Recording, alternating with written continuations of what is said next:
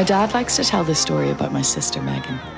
One sports day at school, she was coming first in the sprint race. But when she saw our parents, she stopped and waved, letting the other kids take over. She was so happy to see them, she didn't even cross the finish line. Dad feigns disappointment at our lack of competitive spirit, but I know he tells the story because it shows just how good-natured she is. I, on the other hand, always tried to win. Tried being the operative word. After years of wanting to win and failing, with plenty of fourth places under my belt, I concluded that I just wasn't a sporty person, so I stopped trying. Then, in my late 20s, I booked an active group trip. Intrepid's Cambodia, hike, bike and kayak. I felt that mix of nerves and excitement that comes from committing to something challenging. Maybe it was time to face my complex feelings about winning head on. Our leader, Bo, introduces the week ahead: cycling, hiking and kayaking. The group spans from their 20s to 70s. I call it an early night with the next morning cycle looming over me.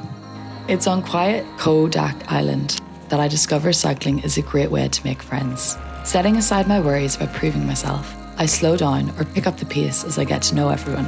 My boyfriend Hugh turns to me after 10 minutes on the bike and says, "This is going to change how we travel from now on," perfectly capturing the joy of moving through the Cambodian countryside. Hikes usually stress me out. I put pressure on myself to match the fastest person's pace, which often leaves me breathless and frustrated.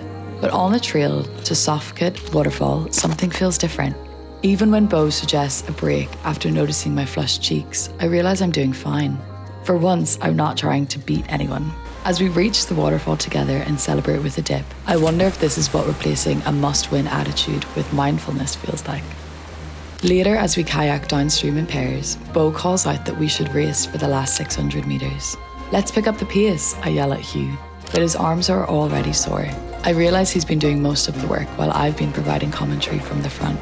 As the prospect of winning slips away, so does my motivation to race. We pull up last, only to find everyone already swimming in the river together. No one cares who won. At anchor, Bo suggests another race. I pedal as fast as I can, but this time I'm in it purely for the fun, which is lucky because, true to form, I pull up fourth. Over our final dinner, someone from the group asks Bo if we've been his favourite group to lead.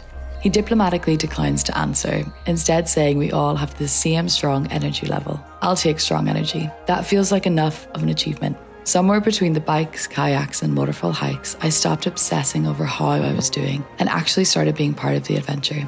Physical activity does that. It forces you out of your head and into the world. It turns out my sister was right all along. If you stop treating everything like a competition and choose to share the moments of joy with others, you'll always feel like a winner.